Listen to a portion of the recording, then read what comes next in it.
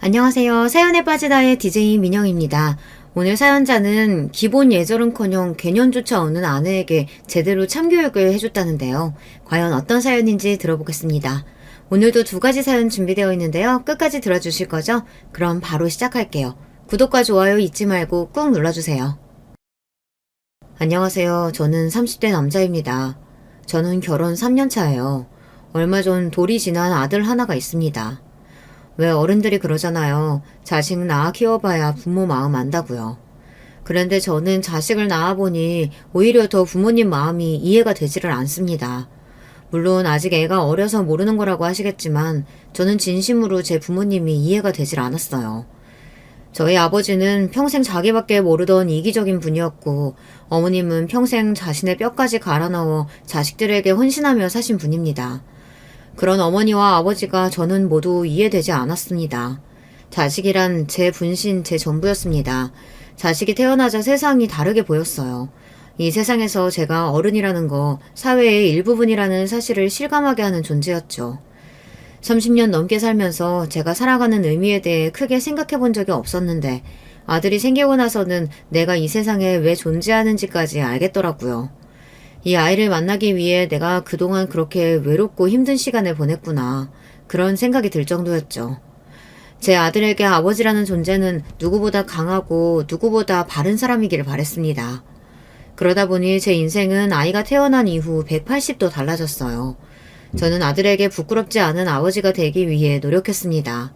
아들이 원한다면 뭐든 해줄 수 있는 슈퍼맨이 되고 싶었어요. 그래서 더 부모님을 이해하지 못한 겁니다. 저희 아버지는 자식보다 언제나 자신이 먼저였어요. 밥상 위에 올라오는 고기나 생선은 항상 아버지 차지였습니다. 집안 살림이 넉넉하지 않다 보니 언제나 양이 부족하였는데 맛있는 반찬은 아버지께서 독차지하시니 자식들이라도 그 모습이 얄미웠습니다. 한 번은 그런 적이 있었어요. 아버지 월급날이라 어머니께서 통닭을 시켜주셨습니다. 한 달에 한 번 있는 귀한 날이었죠. 언제나 다리는 둘 다 아버지가 드셨지만 그날따라 저도 닭다리가 먹고 싶어서 손을 닭다리에 가져갔어요. 그런데 아버지께서 제 손을 툭 하고 때렸습니다. 닭다리는 당연히 가장이 내 거지. 어디 감히 네가 손을 대? 아들이 먹을 수도 있지. 뭘 그런 거 가지고 치사하게 그래요. 자, 우리 아들 엄마 거 먹어. 당신이 그러니까 애들이 부모 공경할 줄을 모르는 거야. 가장이 열심히 일해서 번 돈으로 먹는 거니까 당연히 제일 맛있는 다리는 가장이 내 거지. 제가 자란 시기가 90년대에서 2000년대 초반입니다. 절대 닭다리 하나 가지고 싸울 만큼 힘든 시대가 아니었단 말입니다. 그런데도 저희 아버지는 자식들 앞에서 그렇게 식탐을 부렸어요. 그때 기억 때문에 그런지 저는 아직도 닭다리는 입에도 안 댑니다. 닭다리를 볼 때마다 아버지가 떠올라서 속이 미실거릴 정도거든요. 어릴 때는 밥 먹는 시간까지 화를 내시는 아버지가 무서웠지만 차차 나이가 들수록 먹는 거 가지고 치사하게 구는 아버지가 싫었습니다. 고기든 생선이든 자식한테 양보할 수도 있는 거지. 그걸 꼭 본인이 다 먹어야 한다고 생각하는 사고방식이 너무 싫었어요. 반면 어머니는 없는 살림에 힘드시면서도 저에게 뭐든 해주려고 하셨습니다. 아버지가 드시던 닭다리에 손을 댔다가 혼난 제가 안쓰러웠는지 어머니는 아버지가 안 계신 날이면 한 번씩 시장에서 생닭을 사와서 집에서 튀겨주시곤 했어요. 그러고는 다리는 꼭 제 입에 넣어주시고는 했습니다. 어릴 때는 그런 어머니가 애틋하고 좋았지만 점차 사춘기에 들어서자 그런 어머니도 싫었어요. 항상 돈 없고 구질구질한 엄마가 싫었습니다. 그러던 중 집에 사고가 있었어요. 아버지께서 대형 사고를 쳤습니다. 제가 고등학교 때였는데 방학이라 저는 친구들을 만나러 나갔었고 집에는 아버지와 동생만 있었어요. 어머니는 시장에 다녀오는 길이었죠. 그런데 집에 불이 난 거예요. 아버지가 집에서 담배를 피우셨는데 담뱃불을 제대로 끄지 않은 채 화장실 휴지통에 대충 넣었다가 불이 났다고 하더라고요.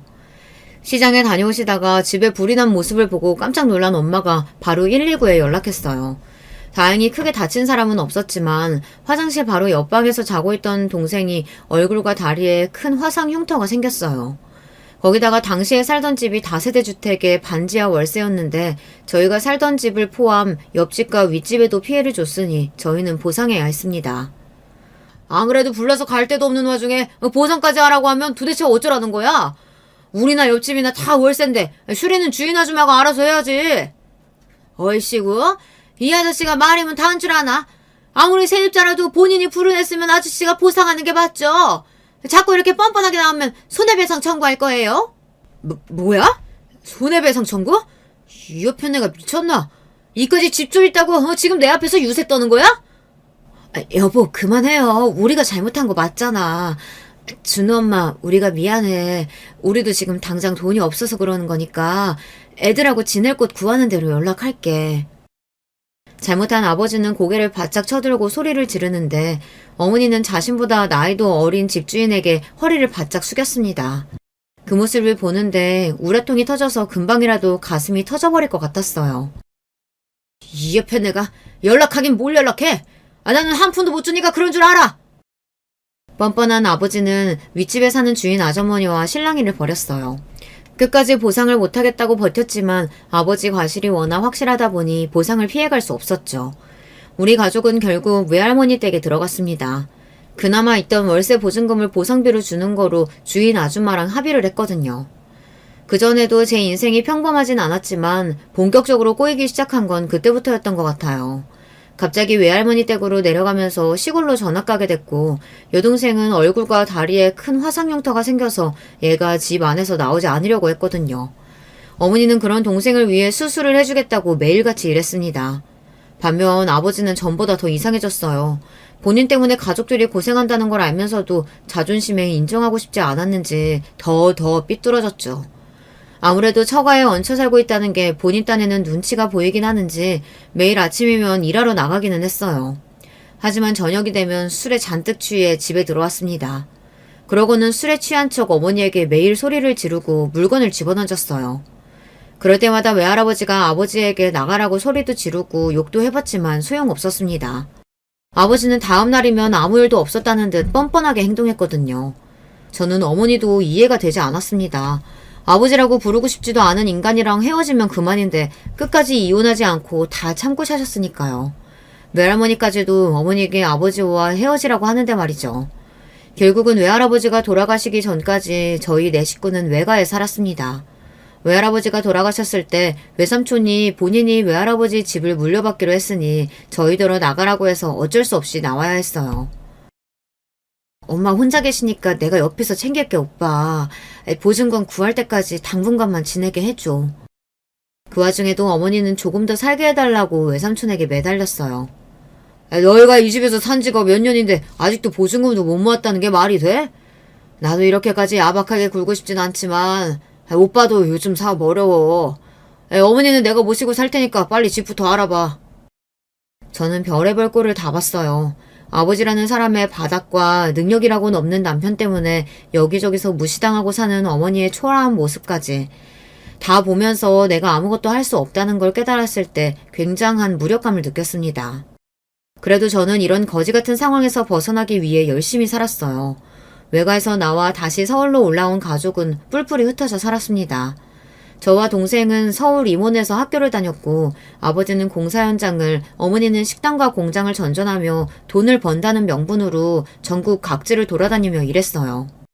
다행히 이모와 이모부는 좋은 분이었습니다. 갑자기 떠안게 된 조카들이 부담스러웠을 텐데도 저와 동생에게 잘해주셨어요. 하지만 그렇다고 부모 없이 동생을 챙기며 산다는 게 저에게 쉬운 일은 아니었습니다. 당시에 저는 대학생이었어요. 학비를 벌어야 하다 보니 매일 아르바이트를 했습니다. 그 와중에 동생도 챙겨야 했고요. 성형수술을 한 번 했는데도 아직 얼굴에 흉터가 있다 보니 동생은 여전히 소극적이고 사람들과 어울려 지내기를 어려워했습니다. 그러다 보니 새 학교에서도 친구 없이 혼자 지내는 것 같았죠. 대학생이 된 저는 친구도 만나고 연애도 하고 싶었지만 집에 항상 혼자 있는 동생이 걱정돼 아르바이트가 끝나는 대로 집에 가기 바빴습니다. 이모가 아무리 잘 챙겨준다고 해도 동생은 아직 이모에게조차 마음을 열지 않았거든요. 그렇게 힘든 시기를 지나 집안 사정이 좀 나아진 시기가 있었어요. 이기적이고 자기밖에 모르던 아버지가 죽기 전에 한 가지 잘한 일은 있더군요. 제가 군대에 있을 때였는데 아버지께서 공사 현장에서 일하다가 사고로 돌아가셨어요. 자식으로서 이런 말을 하면 안 되지만 차라리 잘 됐다 싶었습니다. 당시에 아버지는 술만 먹었다 하면 어머니에게 욕을 하고 손찌검을 했어요. 어머니는 항상 아니라고 하셨지만 뻔히 눈에 보이는 상황을 제가 모를 리 없었죠. 아버지의 사고가 산재로 인정되면서 보험금이 나왔습니다. 그 돈으로 우리 세 식구가 드디어 함께 살 수 있게 되었어요. 비록 전세였지만 그래도 셋이 함께 살 수 있다는 게 너무 좋았어요. 제대하자마자 저는 취직했습니다. 저도 일하고 어머니도 일해서 그런지 살림이 점차 나아지는 것 같았어요. 그런데 그 행복은 오래가지 않았습니다. 어머니께서 직장암에 걸렸어요. 수술 후 완치 판정을 받기는 했지만 수술 중 항문을 살리지 못해서 장루를 달게 되었습니다. 졸지에 제가 어머니와 동생 모두를 책임져야 했죠.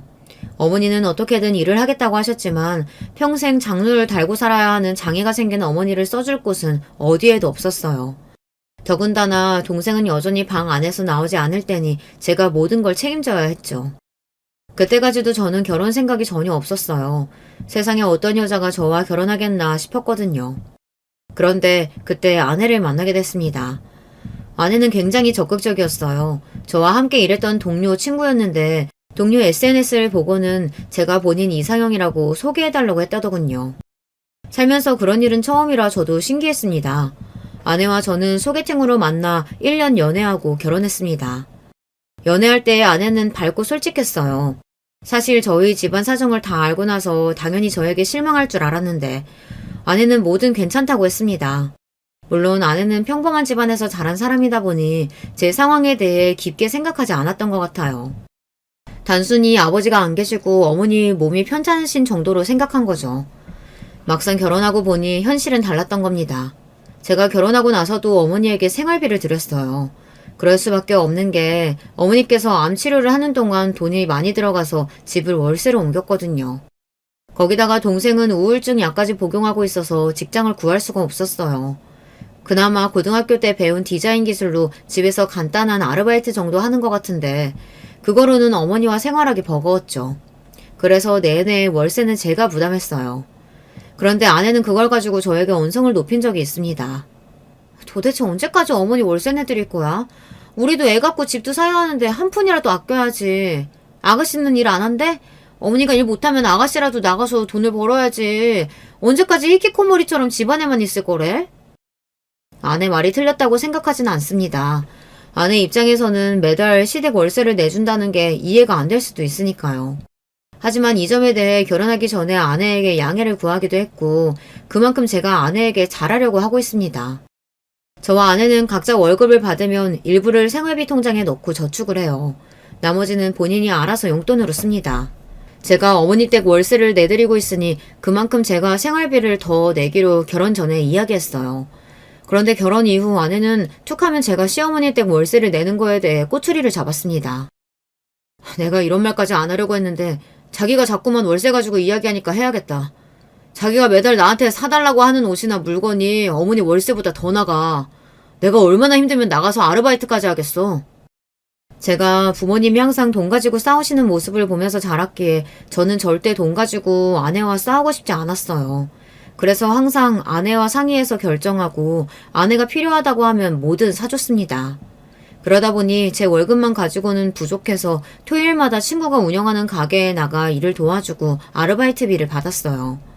그래야 생활이 됐거든요. 제가 그렇게 열심히 사는 걸 제일 잘 알면서 아내가 한 번씩 어머니에게 쓰는 돈 가지고 이야기를 하면 저도 기분이 나빴어요. 아내는 학원에서 아이들을 가르쳐요. 일반 직장인보다 월급이 적지 않습니다. 아내는 결혼 전까지 혼자 그 월급을 다 쓰고 살았어요. 장인 장모님이 여유가 있다 보니 아내가 취직하고 나서 전세도 얻어주시고 차까지 사주셨거든요. 그러다 보니 아내는 저축이나 돈을 아낀다는 개념이 별로 없어요. 버는 돈을 본인 쇼핑하는 데 다 썼죠. 그러다 보니 아내는 저보다 훨씬 씀씀이가 커요. 생활비를 내고 어느 정도를 용돈으로 쓰는지 제가 다 아는데 그 돈을 사치 부리는 데 다 쓰는 것 같더라고요. 아내의 그런 점이 저도 마음에 들지 않았지만 제가 부족한 게 많은 사람이다 보니 항상 참고 넘어갔어요. 빚을 지는 것도 아니고 아내가 본인이 벌어서 본인이 쓰는데 제가 뭐라고 할 자격이 없다고 생각했거든요. 저도 아내처럼 여유로운 집안에서 평범하게 자랐다면 나도 그랬겠다 싶기도 하고요. 그래도 다행인 게 제가 결혼하고 나서는 어머니께서 기초수급자 자격이 돼서 나라에서 달마다 지원금이 나와요. 어머니와 워낙 돈을 안 쓰시다 보니 그 돈으로도 생활이 된다고 하시더라고요. 제가 보너스라도 받는 달은 조금 더 돈을 보내드리는데 그럴 때마다 어머니는 안 받으려고 하세요. 장가 갔으면 네 가정 꾸리면서 살아야지. 자꾸 시댁에 돈 주면 새아기가 나를 어떻게 생각하겠니? 아들, 이제 엄마랑 동생 걱정 말고 새아가랑 행복하게 살아. 어머니는 항상 당신 걱정하지 말라고 했습니다. 다 알아서 할 수 있다고요. 동생에게 들으니 얼마 전부터 점심때만 동네 식당에 나가 설거지 아르바이트를 하시는 것 같은데 그것도 저에게 이야기를 안 하시더라고요. 뻔하죠. 제가 걱정할까봐 그러시는 거예요. 어머니께서 그럴수록 저는 더 어머니가 걱정됐어요. 자식 마음이야 다 그렇겠지만 평생을 본인 인생이라고는 없이 고생만 하시는 어머니가 안쓰러웠어요. 어머니는 평생 비행기도 못 타보셨어요. 저도 여행을 많이 다닌 건 아니지만 그래도 직장 생활하며 출장도 가보고 아내와 여행도 한두 번 다녀왔습니다. 저도 힘들다고 해도 그래도 남들 하는 거 다 하고 살아봤는데 어머니는 자식이 둘이나 있는데도 가까운 곳을 여행도 못 가셨다는 게 마음에 쓰였습니다. 그러던 어느 날 휴가 때 회사에서 제주도 항공권이랑 호텔 숙박권을 받게 됐습니다. 저는 제주도 항공권을 보는 순간 어머니가 떠올라서 어머니께 드리려고 했어요. 그런데 아내가 노발대발 난리를 치더라고요. 휴가라고 당신 회사에서 준 항공권을 왜 어머니를 드려? 당연히 우리가 가야 하는 거 아니야? 아내는 당연히 우리가 가야 하는 거 아니냐고 따졌어요. 너무 당연하게 이야기하는데 저도 기가 막혀서 헛웃음이 다 나오더라고요. 우리는 제주도 가봤잖아. 우리 어머니는 제주도는커녕 비행기도 한번 못 타보셨어. 자기, 이 호텔 숙박권이 얼마짜린 줄 알아? 이 호텔 요즘 엄청 핫한 데란 말이야. 나도 이 호텔 못 가봐서 가고 싶어. 아내는 어린애처럼 징징거리기 시작했습니다. 본인도 제주도는 가봤어도 이 호텔은 가본 적 없다고요. 알았어. 그럼 내가 우리 둘 항공권이랑 호텔 예약할 테니까 이번 휴가는 어머니랑 동생 데리고 갔다 오자. 저도 여유가 있었던 건 아니지만 그래도 아내가 가고 싶다고 하니 그럼 이번 휴가는 어머니랑 동생이랑 같이 다녀오자고 했어요. 그런데 제 말에 아내 얼굴이 확 굳어버리더군요. 그러더니 한다는 말이 가관이었어요. 여름휴가를 시어머니 모시고 가는 며느리가 어딨어. 거기다가 집에만 있는 아가씨가 제주도까지 간다고 하겠어? 아내는 딱 잘라 어머니 모시고 제주도 가기 싫다고 했습니다. 제주도에 갈 거면 우리 둘이 가자고 했어요. 저는 아내의 태도에 기분이 상해 표정 관리가 안 됐습니다. 당신 해도 너무하는 거 아니야? 나는 명절 때마다 장인 장모님 모시고 여행 갔잖아. 당신은 한 번이라도 우리 어머니 모시고 어디 식당이라도 간 적 있어? 내내 담아왔던 서운함이 터지고 말았습니다. 저는 능력 없는 사위라는 이유로 알아서 장인 장모님 눈치를 보고 잘하려고 노력했어요. 아무리 피곤해도 장인어른이 술 한잔 하자고 하시면 무조건 나갔고 장모님께서 장 보러 같이 가자고 하시면 언제나 운전사 노릇을 했습니다. 그런데 아내는 시집와서 저희 어머니랑 시장 한번 같이 간 적이 없어요. 장로 달고 다니시는 분이랑 외출을 같이 어떻게 해? 혹여나 흘리기라도 하면 나더러 어떡하라고. 아내도 짜증이 났는지 내내 속으로만 생각하고 있던 말을 하더라고요. 아내의 말에 저는 너무 화가 나서 그대로 집을 나가버렸습니다. 더 아내와 이야기를 나누다가는 저도 심한 말을 하게 될 것 같아서요. 제주도 항공권과 호텔 숙박권은 장인 장모님께 드렸어요. 제가 어머니께 드리려고 말씀드렸는데 어머니는 안 가겠다고 우기셨어요. 엄마가 제주도를 어떻게 가? 비행기 탔다가 장르라도 터지면 어떡하라고. 엄마는 괜찮으니까 너희끼리 오붓하게 다녀와. 거봐, 어머님 안 가신다고 했잖아. 그냥 우리끼리 가자니까. 괜히 어머님 마음만 더 쓰게 해드렸다. 어머니의 말에 신이 나서 말하는 아내가 왜 그렇게 얄미운지 저는 제주도에 가고 싶은 마음이 싹 사라져버렸어요. 아내와는 절대 가고 싶지 않았습니다. 마음 같아서는 항공권이든 숙박권이든 다 버려버리고 싶은데 그건 아까우니 그냥 장인 장모님 다녀오시라고 드렸어요. 아내는 그런 사람이었습니다. 원래 자기 자신이 제일 중요한 사람이에요. 아내의 당당하고 솔직한 면이 좋아서 결혼했는데 막상 살아보니 그게 아니더군요. 아내는 당당하고 솔직하기만 한 게 아니라 남편인 저를 배려할 생각이 전혀 없는 사람이었어요. 결혼하겠다고 우리 집에 처음 인사 갔을 때도 아내가 좀 철없이 굴었습니다. 아내에게 제가 미리 어머니와 여동생과 함께 살고 있다는 이야기를 했는데 집이 그 정도로 좁은 줄은 몰랐던 거죠.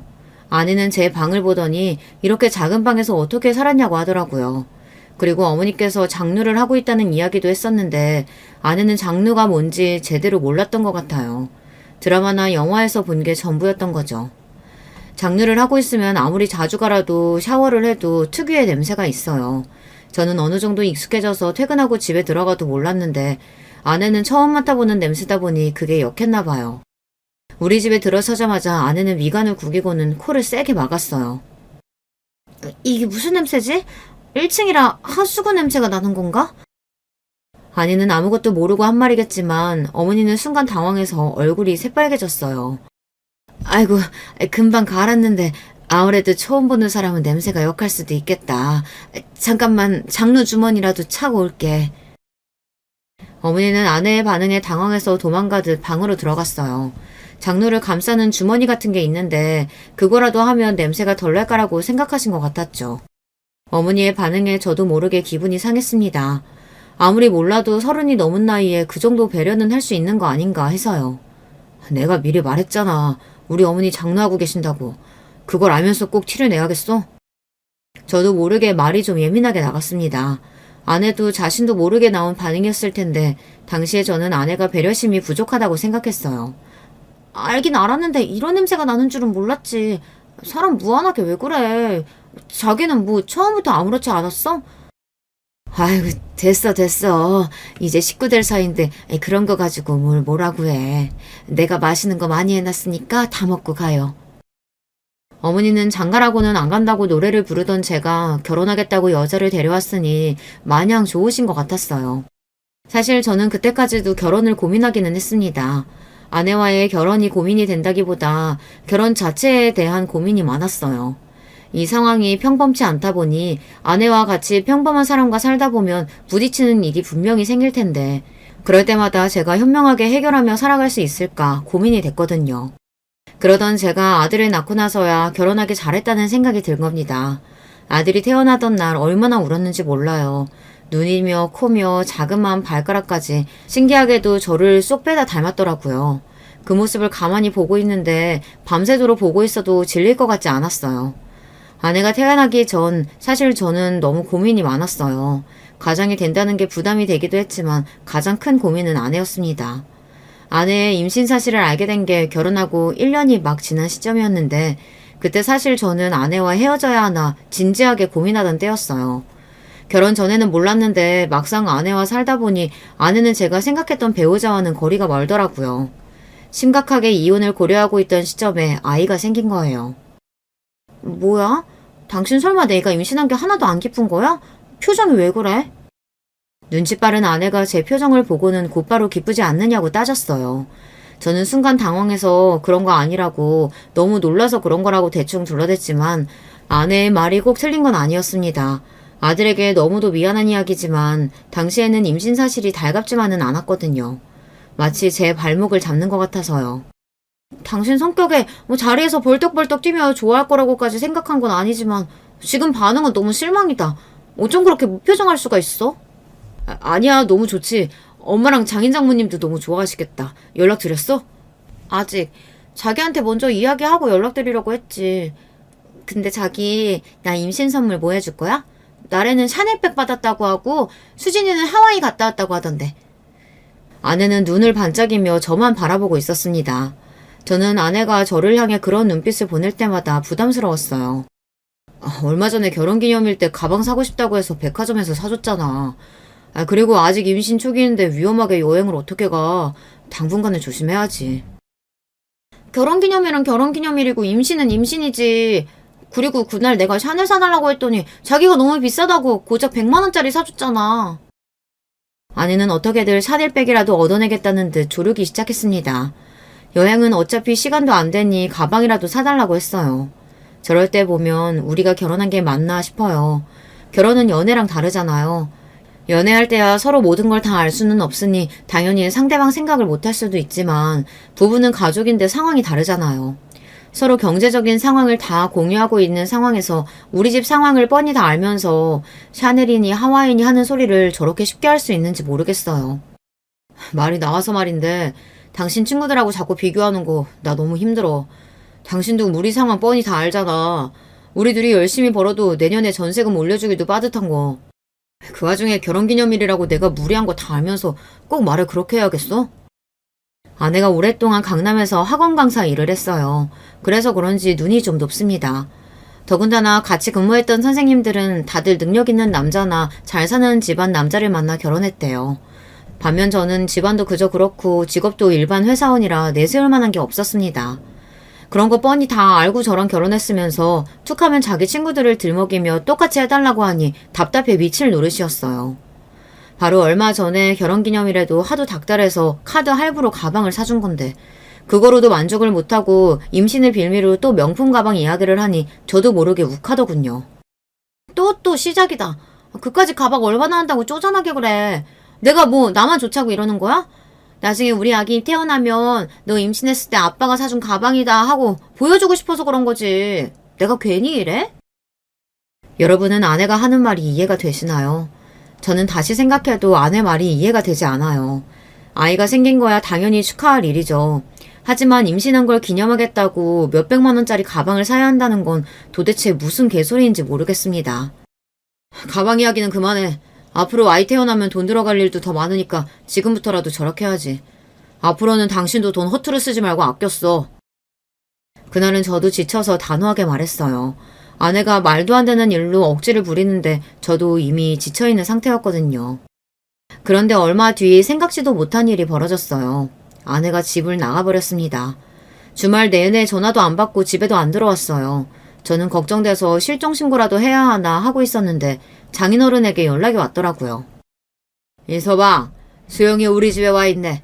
임신해서 예민한 애한테 도대체 무슨 소리를 했길래 애가 이틀 동안 울고불고 저러고만 있나?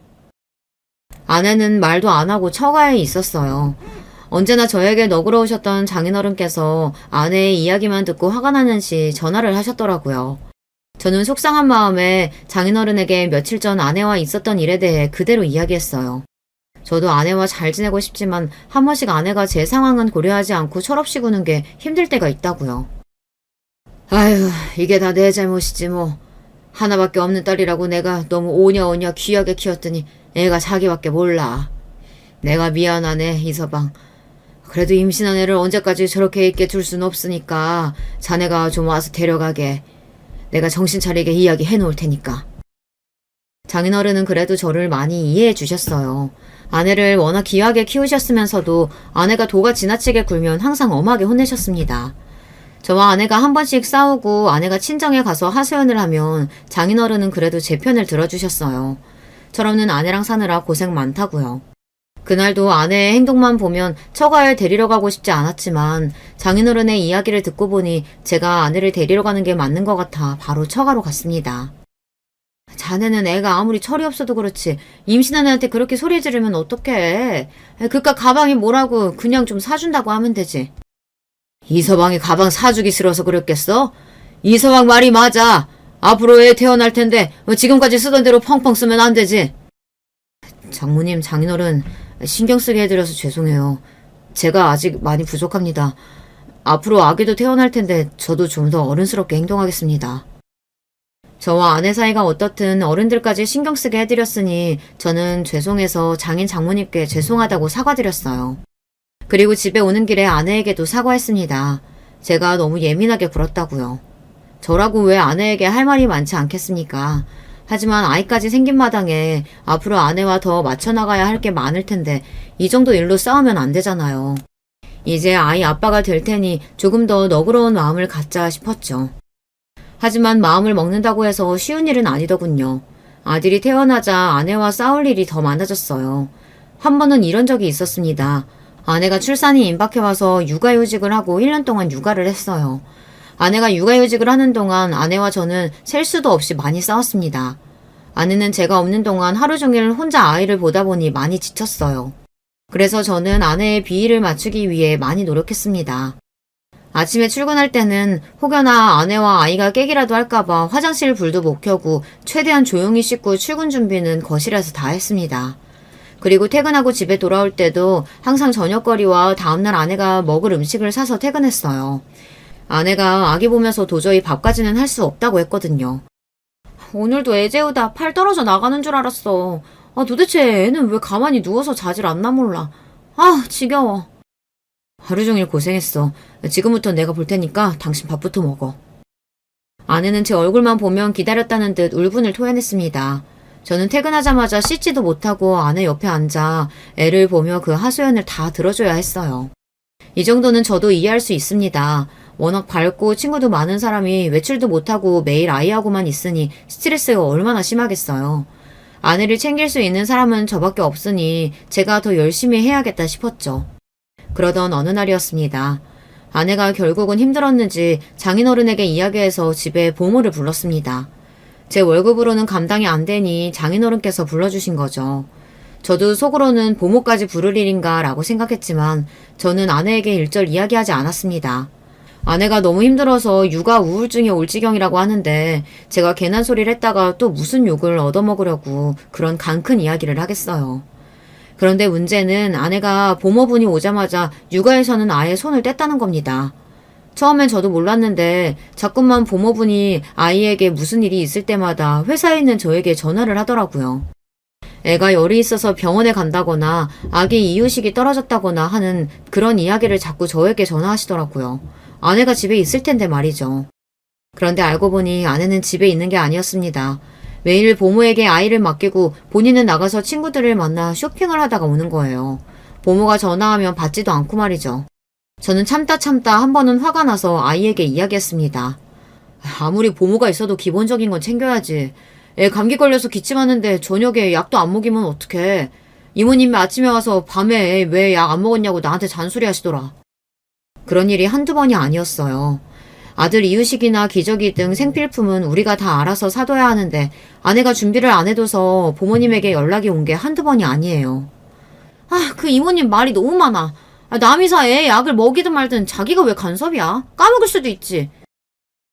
당신 그걸 말이라고 해? 애가 일주일이 넘도록 기침이 안 떨어지니까 이모님이 걱정돼서 그러시는 거지. 낮에 이모님 있을 때 쉬고 왔으면 저녁에는 당신이 애 책임져야지. 도대체 뭐 하는 거야? 아내와 싸우고 싶지 않아도 아내 하는 짓만 보면 화가 났습니다. 이 여자는 도대체 놀면서 돈 쓰는 거 말고는 잘하는 게 뭐가 있는 건가 싶었죠. 시간이 갈수록 아이에 대한 사랑은 점점 더 커져만 가는데 아내에 대한 애정은 자꾸만 식어갔습니다. 그러던 중 대망의 아들 돌잔치 날이 밝았습니다. 제가 가장 사랑하는 제 아들의 생일이니 저는 누구보다 화려하게 해주고 싶었어요. 그날만큼은 아내에게 돈 가지고 잔소리하지 않고 아내가 하고 싶다는 대로 다 준비하라고 했습니다. 결혼식 때는 제가 너무 긴장하고 떨려서 어떻게 지나가는 줄도 모르고 했는데 아들 돌잔치는 다르더군요. 제 아들을 위해 많은 사람들이 축하하러 와줬다는 게 감사해서 마냥 행복했어요.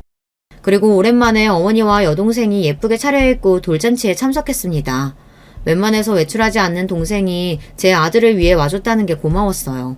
저와 아내가 돌잔치 준비를 정신없다 보니 어머니와 동생이 아들을 대기실에서 봐주고 있었습니다. 그런데 잠깐 제가 자리를 비운 사이 장인 장모님이 오셨는지 대기실에 계신 것 같더라고요. 대기실 안이 시끌벅적했습니다. 우리 진우 외할아버지 보니까 좋아요? 하하하, 진우 이 녀석이 닮은 꼴은 알아보나 봅니다. 코며 얼굴형이며 어쩜 나를 빼다보갔나 모르겠어. 그러게요. 코랑 얼굴형은 외할아버지고 피부 하얀 거랑 쌍꺼풀은 친할아버지 판박이네요. 죽은 남편이 쌍꺼풀이 진했거든요. 에이, 사돈은 친할아버지 닮으면 안 되죠. 젊어서 그렇게 술을 드셨다면서요? 우리 진우 나중에 술 먹으면 안 돼? 그런 건 꼭 외할아버지 닮아야 한다? 당신은 안 사돈 앞에서 무슨 그런 소리를 해. 우리 새끼인데 당연히 다 닮고 하는 거지. 아니에요. 사돈 말씀이 맞습니다. 그 인간 닮아봐야 좋을 거 하나도 없죠 뭐. 그래 진우야, 절대 친할아버지 닮으면 안 돼. 외할아버지 많이 닮아라. 순간 대기실 안에 정적이 돌았습니다. 대기실 밖에서 듣고 있던 저는 속상해서 괜히 마음이 좋지 않았어요. 어머니께서 잘못하지도 않은 일에 괜히 또 주눅이 들어 어쩔 줄 몰라 하시는 게 눈에 훤했거든요. 밖에 손님 많이 오셨어요. 곧 돌잔치 시작하니까 주인공은 제가 데리고 갈게요. 저는 애써 웃으며 대기실로 들어가 아들을 데리고 나왔습니다. 그때였어요. 장인어른께서 저를 불러 세우셨습니다. 우리 사위 진우 키우느라 고생했는데 내가 선물 줘야지. 이거 밖에나. 우리 진우 잘 키웠다고 주는 선물이네. 장인어른께서 두둑한 봉투를 꺼내셨어요. 언뜻 봐도 꽤 큰 액수가 들어있는 것 같았습니다. 아빠, 진우 낳고 키우느라 나도 고생했는데 왜 진우 아빠만 줘요? 나도 좀 줘요. 아이고, 철딱선이 없는 너까지 돌보느라 우리 사위가 고생 많았지. 당연히 우리 사위한테 줘야지. 아이고, 우리 아들 아버지한테 사랑 못 받고 자라서 평생 마음에 한이었는데 사돈께서 이렇게 예쁘게 봐주시니 너무 감사드려요. 장인어른의 말씀에 저보다 어머니께서 더 좋아하셨어요. 제가 결혼해서 잘 사는 모습을 보니 어머니가 더 행복해 하시는 것 같았죠. 그 모습을 보고 나니 어머니는 여전하다 싶었습니다. 당신이 어떤 대우를 받든 무슨 소리를 듣든 자식 생각만 하셨어요. 그 순간 여러 가지 생각이 들었습니다. 결혼 생활이라는 게 항상 좋지만은 않았지만 어머니를 위해서라도 제가 행복하게 살아야겠다는 생각이요. 그런데 그런 생각을 한 지 1시간도 되지 않아 바로 후회가 되고 말았습니다. 바로 제 아내 때문입니다. 어머니께서 손주 돌잔치라고 준비하신 선물이 있었는데 언제 줘야 할지 몰라서 계속 타이밍을 보고 계셨나 봐요. 그러다가 돌잔치가 마무리될 때쯤 아내가 친구들을 배웅하고 들어오는데 어머니께서 아내의 손을 잡으신 겁니다. 우리 며느리 고생 많았지? 내가 마음은 해주고 싶은 게 많아도 형편이 좋지 않아서 항상 마음만 있다. 이거 별거 아닌데 우리 진우 손에 끼워줘. 돌잔치 전부터 어머니께서 고민하셨어요. 할머니가 첫 손주 돌인데 좋은 거 해줘야 며느리에게 면이 서는데 형편이 넉넉지 않다고요. 하도 그러시길래 제가 신경 쓰지 말라고 했습니다. 남도 아니고 식구들끼리 무슨 그런 걸 신경 쓰냐고요. 저는 진심으로 아무것도 하지 마시라고 했는데도 어머니 마음은 또 그게 아닌가 봐요. 어머니는 힘든 와중에 손주를 위해 돌반지를 사오셨는지 작은 상자를 아내에게 건넸습니다. 그런데 그때였어요. 아내의 반응이 심상치 않았습니다. 반지가 왜 이렇게 작아요? 아내는 상자를 열자마자 안에 있는 반지를 보고 왜 이렇게 작냐고 물었습니다. 순간 어머니의 얼굴이 새빨개졌어요. 이게 반돈이라 그래. 요즘 금값이 많이 올랐더라고. 어머니는 민망한 와중에도 웃으시면서 아내의 손을 토닥였습니다. 그런데 아내가 어머니의 손을 툭 치더니 반지 상자를 탁 소리가 나게 닫아버렸어요. 그러더니 한다는 말이 기가 막혔습니다. 어머니, 아까 친정아버지가 진우 아빠한테 건넨 봉투 못 보셨어요? 사위 고생한다고 저렇게 생각해 주시는데 어머니는 말로만 고생했다고 하시면서 이게 뭐예요? 매달 일도 안 하고 기초수급비 꼬박꼬박 받으시면서 그것만 모아도 최소 한도는 달겠어요. 저는 순간 제 두 귀를 의심했습니다. 아내가 아무리 개념이 없는 사람이라도 저 정도로 생각이 없는 사람인 줄은 몰랐으니까요. 진우 엄마, 당신 지금 뭐라고 하는 거야? 그게 우리 어머니한테 하는 소리 맞아? 저는 아내의 행동에 화가 나서 아내에게 바짝 다가갔습니다. 그리고 아내를 노려봤어요. 그래, 어머니한테 하는 소리 맞아. 당신도 이것 좀 봐. 남도 아니고 어떻게 할머니가 손주 돌잔치에 금 반돈을 할 수가 있어? 이럴 거면 차라리 아무것도 안 하는 게 낫지. 정말 구질구질해. 그만 안 해? 내가 지금까지 당신 하는 짓 예뻐서 참고 있는 줄 알아? 우리 진우 봐서 참고 있었어. 이제 하다하다 우리 어머니한테까지 막말을 해? 저는 도저히 참을 수가 없었습니다. 지금까지 아내가 어떤 짓을 해도 다 참고 살았던 건 오로지 우리 아들 진우 엄마이기 때문이에요. 진우가 없었다면 진작 아내와는 이혼했을 겁니다. 그런데 하다하다 이제 어머니까지 무시하고 드니 참아줄 수가 없더군요. 아이고, 이 늙은이가 또 괜히 주책 부렸나 보다. 나는 그냥 뭐라도 우리 손주 생일 축하해주고 싶어서. 더 화가 나는 건 어머니의 태도였어요. 어머니는 잘못한 것도 없으면서 아내에게 또 미안하다고 사과를 했어요. 어머니 그만해요. 어머니가 뭘 잘못한 게 있다 그래요. 잘못은 저 개념 없는 게 있지. 나 더는 못 참아. 너처럼 무식하고 정신 나간 여자하고는 하루도 못 사니까 그런 줄 알아. 저는 제품에 곤히 안겨 자고 있는 아들을 유모차에 태우고 짐을 챙겼습니다. 그리고 결심했어요. 이 여자와는 하루도 살지 않겠다고요. 얼씨구 웃기고 있네. 그래서 당신이 지금 나랑 이혼이라도 하겠다는 거야? 꼴에 자존심은 있나 보지? 아내는 제 말에 콧방귀를 뀌며 믿지 않았어요. 그 순간 알겠더군요. 그동안 아내가 저를 얼마나 무시하고 있었는지 말이죠. 그래, 나 너랑 이혼할 거야. 기대해. 앞으로 네 앞에 어떤 미래가 펼쳐질지. 저는 제 할 말을 다 퍼붓고는 이 상황에 어쩔 줄 몰라 당황하고 있는 어머니와 여동생을 데리고 나왔습니다. 아이도 제가 데리고 나왔어요. 그리고는 곧장 어머님 댁으로 갔습니다. 어머님 댁으로 가는 1시간 동안 아내와 장인 장모님께 50통도 넘게 전화가 왔어요. 저는 일절 받지 않았습니다. 그리고 그 순간 똑똑히 알겠더라고요. 제가 그동안 얼마나 바보같이 살았는지. 저는 아버지와 다르게 살고 싶었어요. 그래서 무슨 일이 있어도 내 아이와 아내를 사랑하는 게 가정을 지키는 일이라고 생각했습니다. 그런데 아니었어요. 내가 사랑하는 사람들이 다 같이 가정 안에서 행복하고 그 안에서 제가 안정감을 느끼는 게 진짜 좋은 가정이었죠. 이미 저와 아내 사이의 신뢰는 무너졌어요. 저는 아내를 믿지 못하고 아내는 저를 가장으로 생각하지 않았습니다. 얼마 뒤 저는 만만의 준비를 마치고 복수를 시작했습니다. 저와 저희 어머니까지 없이 산다고 무시하던 아내에게 보란듯 이혼 소장을 보냈어요. 이혼 소장을 보내자마자 장인어른에게 연락이 왔습니다. 역시나 아내의 대변인이었죠. 이서방 정말 왜 이러나? 아무리 화가 나도 부부끼리는 말로 해결해야지. 무작정 이혼 소장부터 보내면 어떡해? 장인어른은 애도 어린데 이혼은 무슨 이혼이냐며 당장 진우부터 데리고 오라고 했습니다. 애를 엄마랑 떼어놓기까지 하면 어떡하냐고요. 제가 떼어놓기는 뭘 떼어놨다 그러세요. 그 사람 원래도 보모한테 애 맡기고 매일 돌아다녔던 여자예요. 이보게 이서방, 말이 너무 심한 거 아니야? 우리 애가 아무리 철이 없어도 지난 1년 동안 자기 새끼 키운다고 잠도 못 자고 고생했는데 보모한테 애 좀 맡기고 다녔다고 이혼하자는 건 말이 안 되지. 장인어른은 뭘 잘 모르고 계셨어요. 제가 아내가 나가서 돈 쓰고 놀러 다니는 것 때문에 이혼하겠다고 하는 줄 아셨나 보더라고요. 아버님이 뭘 잘 모르시는 것 같은데 이혼 소장 확인 안 해보셨어요? 저와 진우 엄마 이혼 사유, 진우 엄마 외도 때문이에요. 소장 제대로 확인하세요. 저는 제 할 말만 하고 전화를 끊어버렸습니다. 더는 장인어른과 할 이야기가 없을 것 같아서요. 그랬습니다. 그동안 아내는 저 모르게 다른 남자를 만나고 있었어요. 사실 아들 돌잔치 날까지 추측만 하고 있었습니다.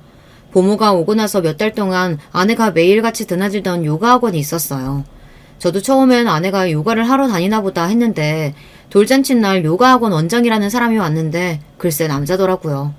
네, 뭐 남자일 수야 있죠.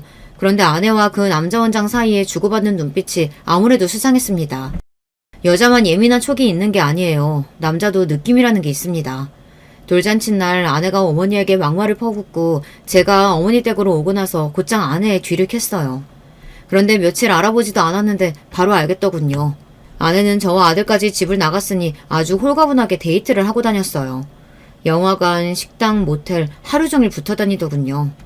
아내는 본인의 외도를 제가 알고 있을 거라고는 상상도 못했던 거죠. 저는 곧바로 증거를 모아서 변호사부터 선임했습니다. 그리고 바로 소장을 보냈어요. 몇 시간 뒤 아내에게도 수차례 연락이 왔지만 저는 받지 않았습니다. 그리고 아내와는 법원에서 만났어요. 저와 아내는 그 이후로도 반년 넘게 소송을 이어갔습니다. 아내는 뻔뻔하게 양육권은 바로 저에게 넘기겠다고 하더니만 끝까지 재산 분할은 못 해주겠다고 버티더군요. 전세 보증금도 우리 부모님이 해주신 거고 그 차도 우리 부모님이 사주신 건데 내가 왜 그걸 당신이랑 나눠야 돼? 자식 두고 뻔뻔하게 바람 피우고 다닌 게 어디서 돈을 주네 마네 소리를 질러. 그까지 전세 보증금이랑 차 나랑 우리 아들이 피해본 거에 비하면 세 발의 피야. 아내는 끝까지 엉망이었습니다. 자식은 바로 포기하면서 돈 가지고 끝까지 버티더군요. 저와 아내는 이혼 소송을 하면서도 만날 때마다 싸웠어요. 나중에는 저런 지독한 여자랑 도대체 어떻게 3년이라는 시간을 참고 살았나 싶더라고요. 저와 아내의 이혼 소송은 이제 거의 끝나갑니다. 법원에서는 아내와 제가 모든 재산을 반반씩 나누고 아내가 양육비까지 지급하라는 판결이 났는데 아내가 인정하지 않아서 다시 기일을 연장했어요. 변호사 말이 아내가 아무리 계속 재심을 청구해도 결과는 같을 거라고 하더군요. 전세 보증금 8억에 차가 외제차라 1억이 넘어요. 저는 이혼과 동시에 적어도 4, 5억은 받을 수 있게 됐습니다. 이혼하는 마당에 4, 5억이 큰 돈은 아니지만 그래도 저는 만족해요. 그 돈이면 적어도 어머니와 동생 그리고 제 아들과 함께 살 수 있는 작은 집 정도는 구할 수 있을 테니까요. 여러분께서 앞으로 싱글파파로 살아갈 저에게 씩씩하게 아들 잘 키우라고 응원하는 댓글 좀 많이 남겨주세요. 지금까지 저의 이야기 들어주셔서 감사합니다. 여러분의 가정에는 항상 즐거운 일만 가득하시길 바랄게요. 매번 사연 잘 듣고 있는 여성 애독자예요. 저는 중학생 때 부모님의 사고를 겪었습니다. 모처럼 평일에 함께 시간을 내서 두 분이 놀러 가셨다가 사고를 당하셨죠. 아빠께서는 의식불명으로 병원에서 2주를 버티시다가 돌아가셨고 목숨을 건지신 엄마께서는 하반신에 영구적인 후유증을 안게 되셨습니다. 의지할 친척 따위는 없었어요. 오히려 아빠의 사망보험금이라든지 조의금을 가로채 가려고 하이에나처럼 기웃거리더군요. 병원비 때문에 저희 가족들이 힘들어진 상황이라는 걸 알면서도 말이에요. 엄마께서 그 경황 없는 와중에도 친척들을 향해 그렇게 사는 거 아니라며 울분을 터뜨리셨죠. 저는 형제라고는 언니뿐이었어요. 언니는 그때 대학생이었습니다. 생계를 위해 대학을 중퇴하려 하였으나 저와 엄마가 말렸어요. 저는 고등학교를 인문계로 진학하지 않았고 학업과 아르바이트를 병행하며 돈을 벌어 가게에 보탬을 했습니다. 언니는 체질적으로 몸이 약해서 타고나기를 건강한 제가 열심히 하는 게 맞다고 생각했어요. 금수만도 못한 친척들, 휠체어를 타게 된 엄마를 바라보는 그 묘한 눈길들. 저희 가족에게는 정말 저희뿐이었어요. 똘똘 뭉쳐서 잘 살아보자고 매일 눈물로 다짐했었죠. 저에게 늘 미안해했고 고마워했던 언니는 정말 착한 형부를 만났습니다. 머나먼 시골에 본가를 둔 형부는 순박하고 성실한 사람이었고 저에게는 친오빠 같은 존재가 되어주었죠. 그렇게 저희는 이제 내 식구가 된 셈이었어요. 앞만 바라보며 저는 죽도록 열심히 살았습니다. 쉬는 건 노는 건 뭐든지 낭비 같았어요. 전문대를 졸업하자마자 취업부터 했고요. 그렇게 정신없이 산 제 앞에 인연이 나타났어요. 처음에는 친구로 지냈어요. 엉뚱한 구석이 있었고 그러면서도 늘 해맑은 웃음을 지을 줄 아는 그가 저는 너무 좋았습니다. 그래서 고백을 받았을 때 하늘을 나는 기분이었어요. 하지만 시간이 지나 청혼을 받게 되었을 때는 하늘이 무너지는 것 같았죠. 왜냐하면 사귀는 동안 차이를 느끼게 되었기 때문입니다. 편의상 이제 그를 제 남편이라고 칭하고 얘기를 해볼게요. 저희 집안은 앞서 설명드린 대로의 그런 수준이었는데요. 시댁은 훨씬 더 풍족했어요.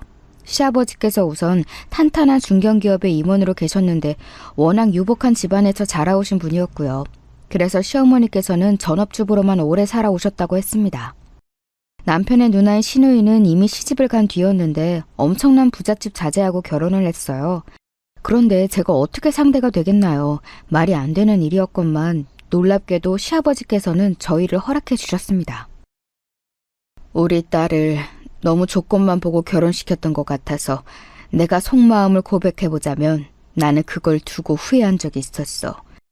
결혼한 후로 어딘가 웃음을 잃어버린 것 같은 가끔은 기가 죽어 보이기도 하고 출가 외인이 되어 자기 시댁에 묶여 사는 딸을 보며 심란할 때가 있었는데 우리 아들이 자기가 사랑해 죽겠다는 상대와 결혼을 하겠다고 하니까 나는 왜 이리 지금 이렇게 반가운 심정이 드는지. 알고 보니 시누이의 결혼에 그런 비화가 담겨있는 모양이었습니다. 시아버지의 허락을 받고 나자 저는 욕심이 생겼죠. 무조건 남편하고 결혼해서 잘 살고 싶다는 생각으로 가득 차게 되었어요. 하지만 시어머니께서 녹록하지 않으셨습니다. 처음부터 강력히 반대를 하셨어요. 제 수준, 저희 집안의 수준, 모든 게 말이 안 된다면서 이 결혼은 아예 성립할 수 없는 일이라고 일축하셨죠. 하지만 시아버지께서 허락하신 상황이었고 저희 친정은 제가 원하는 결혼이라고 하자 무조건 쌍수를 들고 환영하는 상황이었기 때문에 상견례 날짜가 금방 잡히게 되었어요. 그리고 대망의 상견례장이었습니다. 시댁 측은 시아버지, 시어머니, 시누이, 그리고 남편 이렇게 넷이었고요. 저희 측은 엄마, 언니, 형부, 그리고 저 이렇게 4사람이었습니다. 초장부터 시어머니께서는 당신의 잘난 사위 이야기를 늘어놓으셨죠. 우리 사위가 이 자리에 있었으면 좋았을 텐데 주말에도 너무 바쁜 몸이라서 부득이하게 자리하지 못했네요. 양해 좀 부탁드려요. 다들 우리 사위를 만나서 말 한마디 섞어보고 친분이라도 쌓기를 학수고대했을 텐데 조금 실망하셨죠? 원래 이런 일은 뜻대로 안 되더라고요. 도대체 얼마나 북치고 장구치는 걸 혼자 다 하시던지 마치 저희 친정이 당신이 둔 그 잘난 사위를 영접이라도 하고 싶어서 안달이었을 것으로 착각을 하신 모양이었어요. 혹은 그냥 과도한 자랑질이셨을지도 모르죠. 아무튼 어이가 없어서 차마 그 말씀을 자르지는 못하고 대충 웃으면서 맞장구나 쳤습니다. 그때 시누이는 뭔가 대단히 할 말이 있다는 표정으로 입술은 몇 번 달싹였는데 말을 꺼내지는 않더라고요. 제가 그 눈치로 알아차렸죠. 시누이의 남편은 애초에 여기 온다는 가정조차 성립한 적이 없다는 걸요. 어차피 머릿수를 똑같이 양쪽 넷씩 맞춘 것이었는데 웬 시누이의 남편이라뇨? 이 생각을 하니까 더 어이가 없어졌는데 그냥 가만히 있었네요. 드디어 화제거리가 넘어가서 안도했을 때였어요. 저희 언니가 그 당시 임신 중이었거든요. 7개월째에 접어들고 있어서 당연히 배도 나온 상태였기에 앉은 자세에서도 눈에 띄었죠. 시어머니께서 갑자기 저희 언니 얘기를 꺼내셨습니다. 두 사람은 신혼을 상당히 오래 즐기셨네요. 이제 첫째를 임신하다니요. 야, 보기 드문 경우이시네. 네, 어쩌다 보니 이렇게 되었어요. 앞만 봐도 늦게 가지기를 잘하셨네요. 원래 돈 없으면 늦게 낳거나 안 낳거나 둘 중 하나인 게 답이거든요. 생각 없는 것들이나 결혼하자마자 하나이고 둘이고 계속 낳아버리는 거죠. 태어난 애들은 뭔 죄겠어요? 무조건 형편이 됐을 때 낳아야 하는 법인데 부모가 돈도 없는 데다가 무식하기까지 하면 애들만 죽어나는 거예요. 그럼 첫째 낳으시고 나서 둘째 계획은 영영 없으실 수도 있겠네요? 신중하게 구셔야 하니까. 네? 둘째 계획이요? 그렇죠? 네, 맞아요. 그래야죠. 누가 봐도 그건 시어머니께서 언니와 형부 두 사람을 깎아내리는 것이었어요. 한마디로 너희 수준의 둘째는 어렵겠다고 비웃는 거였잖아요. 제가 순간적으로 너무 화가 났는데 저희 언니가 맞장구를 치면서 무척 순하게 웃음을 지어 보였고 그 옆에서 형부도 고개를 끄덕끄덕하면서 동조를 하지 뭔가요. 두 사람이 시어머니 앞에서 아무 말도 못하고 그렇게 있는 것을 보자 저는 기분이 엄청 이상했습니다. 분위기를 읽으신 것인지 시아버지께서 애써 화제를 전환하고자 노력하시는 표정으로 당신의 일상 이야기를 꺼내기 시작하셨어요. 저의 친정 일동은 반가운 마음으로 열심히 듣고 반응을 했죠. 시어머니께서만 혼자 마음에 안 드신다는 듯이 입술을 삐죽거리셨습니다. 그래서 제가 이번에 등산을 다녀왔던 겁니다. 간만에 고등학교 동창들하고 만나서 산을 타며 땀을 쫙 빼니까 기분이 끝내주더라고요. 올해는 단풍놀이가 예년보다 한 주 정도 앞당겨질 거라는 뉴스를 봐서 일찍 가을 동상 계획을 또 거나하게 잡고 있습니다. 사부인께서도 바람 쐬러 산에 가보실 생각 있으시면 제가 코스를 추천해 드릴게요. 시아버지께서는 웃으며 말을 이으시다가 문득 어느 생각에 다다르셨는지 흠칫 놀라셨어요. 왜냐하면 저희 엄마는 너무나도 당연하게 등산을 못하시니까요. 그러실 수 없는 몸이죠. 제가 정신없이 말을 이어가다 보니까 큰 실언을 했습니다. 제가 이렇게나 정신이 없다니 이제 다 늙어가지고 별별 주책을 부립니다. 정말 죄송합니다, 사부인. 몹시 당황하신 채로 사과를 하신 시아버지의 옆에서 시어머니께서는 웃음을 꾹 참는 듯한 얼굴이 되셨는데요. 이내 마치 참을 수 없으시다는 듯이 시어머니께서는 아주 크게 웃음을 터뜨리고 마셨습니다. 깔깔거리면서 웃으셨어요. 그러더니 웃느라 맺힌 눈가의 눈물을 냅킨으로 닦으시며 이렇게 말씀을 하시더군요. 당신 자꾸 그런 등산 같은 재미없는 취미나 고수하니까 이런 사달도 나는 게 아니겠어? 그러게 내가 뭐라고 그랬어? 사위하고 골프나 치고 다니라고 했었지? 그랬으면 지금 이런 등산 다니라는 말 실수도 안 튀어나갔을 거 아니야. 아이고, 아니지. 내 정신 좀 봐. 아니구나. 골프도 안 되겠구나. 다리가 저래서 고상하게 앉아 계시는 것밖에 못하는데 그런 분께 골프 얘기는 어떻게 꺼내겠어? 세상에나 어쩜 뭐 하나 말을 꺼낼 수 있는 게 없네요. 우리 집 양반이 필연적으로 말실수를 할 수밖에 없는 상황이었던 것 같으니까 그쪽에서 이해를 좀 해줘요. 다시 생각해도 정말 무리하게 짝이 없는 시어머니의 발언이 터져나왔는데요. 그러자 엄마, 언니, 형부까지 차례로 미소를 지으면서 고개를 끄덕였습니다. 당사자인 엄마께서 특히나 전혀 개의치 않는다는 듯 온화한 표정을 하고 계셔서 제가 좀 당황스러웠어요. 저는 아까부터 이 이상한 분위기가 너무나도 불편했습니다. 이런 게 무슨 상견례인가 싶었고요. 제가 어두워진 낯빛이 된 것을 슬쩍 엄마께서 살펴보시더니 이내 이런 말을 꺼내셨어요. 우리 작은 딸 정말 생활력 강하고 야무진 아이예요. 제 딸이지만 정말 저보다 낫다고 생각을 합니다. 제가 장담 드리는데 시간을 두고 지켜보실수록 나무랄 데 없는 며느리라는 걸 아시게 될 거예요. 맞아요. 선정이는 저희 집에서 언제나 언니보다 나은 동생이었어요. 저보다 훨씬 똑부러져요. 갑자기 엄마께서 그런 말씀을 하셔서 제가 감동과 민망함이 교차했는데 언니까지 맞장구를 치더군요. 그러면서 두 사람 다 제 쪽을 빠르게 흘끗하며 슬쩍 미소를 지어 보였어요. 시어머니로 인해 상견례장의 분위기가 자꾸 오리무중으로 흘러가니까 두 사람이 얼른 이 자리에 본질을 꺼내들고 저에 대한 좋은 이야기까지 꺼내준 것이었죠. 그런데 그 다음 순간이었어요. 시어머니께서 피식 웃는 소리를 크게 내시더니 이런 소리를 하셨습니다.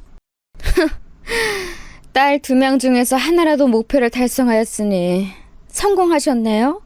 딸 팔아서 한몫 챙기시려는 건데 앞으로 걱정 없이 든든하시겠습니다.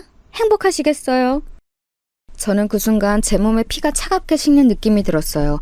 무례의 정도를 넘어서 버린 시어머니의 발언, 그 경멸이 가득한 얼굴을 마주하고서도 저희 엄마께서는 애써 미소를 지으시며 손사래를 치실 따름이었죠. 아닙니다. 절대로 아니에요. 딸 팔아서 한몫 챙긴다니 완전히 어붕성설임이십니다. 저희 아이들이 자기들끼리 너무 좋아서 한다는 결혼인데 그런 말씀이 나오시는 것 자체가 저는 좀 아니라고 봐요.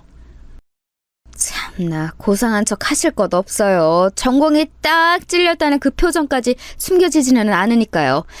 지금 만약 다리만 멀쩡하셨으면 바로 이 시점에 화장실로 도망가셨어야 맞는 건데 그러실 수 없으니 정말 안 됐네요. 이건 완전히 미친 상황이었어요. 제가 얼른 곁눈질로 엄마, 언니, 형부를 쳐다봤습니다. 형부는 그 착하고 온순한 사람이 전에 없도록 눈빛이 싸늘히 식은 상태였으나 그럼에도 참는 형색이었고요. 언니는 입가를 파르르 떨고 있었지만 애써 웃는 모양을 유지하고 있었습니다. 그리고 엄마는 억지로 은은한 미소를 유지하고 계셨죠. 그 묘멸감 앞에서도 말이에요. 그 모습들을 차례로 확인하자 저는 차갑게 식었던 피가 이번에는 거꾸로 치솟는 감각을 맛봤습니다. 그 순간 모든 게 아무래도 상관없어졌어요. 지금 뭐라고 하신 거예요? 제 목소리가 큰 울림을 담고 흘러나갔어요. 그건 누가 들어도 화를 잔뜩 눌러놓은 목소리였죠. 모두가 놀라서 저를 쳐다봤고 시어머니께서는 기가 막힌다는 듯이 코웃음을 한번 치셨습니다. 너 왜 그렇게 발끈하니? 여기가 어느 안전이라고 눈을 그렇게 치켜드는 거야? 말씀 돌리지 마시고요. 뭐라고 하셨던 건지 그거나 답하세요. 저희 엄마께 무슨 소리를 짓거리신 거냐고요. 당장 사과하세요. 말하다 보니 더 화가 나서 제가 끝에는 소리를 질렀어요. 그러자 시어머니께서는 자리에서 벌떡 일어나시더니 상체를 제 쪽으로 가까이 들이밀며 눈을 부라리셨습니다. 그건 마치 감히 니까짓 게 지금 나한테? 라는 경고 행동처럼 보였어요. 저는 지지 않고 똑같이 자리에서 일어났죠. 사과라니? 무슨 사과? 아시고 이것 봐라. 버릇없이 구는 이 꼬라지는 뭐람? 너 대체 뭐야? 뭐하는 얘니? 너 이렇게 쉽게 미천한 본성을 드러내가지고 내 아들하고 결혼을 할 수 있을 것 같아? 너도 네 엄마처럼 전곡 찔려서 이렇게 발끈한 거지? 내 아들 낼름 채워가서 팔자 고쳐볼 생각에 그간 싱글벙글 하기만 했고 이렇게 전곡 찔려볼 각오는 안 되어 있었나 봐. 기가 막히네. 모녀가 쌍으로 염치가 없는 것도 정도가 있지. 시어머니께서는 말씀을 마치시며 상위에 침을 뱉는 신용까지 하셨습니다. 그걸 본 순간 제가 손을 들어서 있는 힘껏 시어머니의 뺨을 후려쳐버렸죠. 우당탕하고 시어머니께서 중심을 잃고 쓰러지신 소리가 상경내장에 울려 퍼졌습니다. 그 정도로 제가 세게 때렸던 거예요. 시누이가 짧게 비명을 질렀고 언니는 저에게 너 미쳤냐는 중얼거림을 뱉었습니다. 엄마께서는 놀란 몸을 떨고 계셨는데 형부는 그런 엄마부터 챙기며 안색을 살피고 있었죠. 시아버지께서 옆에서 부축하시는 걸 뿌리친 시어머니께서는 몸을 일으키시며 저를 표독스럽게 째려보셨어요. 야, 결혼은 고사하고 너는 내가 고소할 거야. 너는 이제 끝이야. 당연한 소리를 하시네요. 저는 끝장을 볼 생각으로 방금 싸대기 후려친 거고요. 얻어맞고 바로 나뒹구신 건 잘하신 선택이었습니다. 안 그러셨으면 곧장 제가 반대쪽 싸대기로 후려칠 거였으니까요. 시어머니께서는 제 말에 경악하셨는지 입을 떡 벌리시고는 그대로 굳어버리셨습니다. 사실 저도 제가 뱉은 말에 스스로 놀란 참이었으나 주워 담을 생각은 없었어요. 끝장을 보겠다는 건 진심이었으니까요. 어떻게 돌이키겠나요? 무척 당황하신 시아버지께서 저에게 하실 말씀을 고르려고 열심히 눈알을 굴리시는 게 보였을 때 저는 선수를 쳤습니다. 안색이 어두워져 있는 남편에게 말을 던졌죠. 완전히 끝난 상황인 거 봤지? 이제는 돌이킬 수 없어. 그러니까 네가 하나만 선택해야 돼. 당장 이 자리에서. 어? 선택이라니? 어떤 선택을 말하는 거야 지금? 자, 선택해. 나야? 아니면 네 엄마야? 둘 중에 하나만 골라. 네 엄마를 선택해서 네 가족끼리 잘 먹고 잘 살든가 아니면 나를 선택해서 골치 아픈 상황에 한번 빠져보든가. 어떡할래?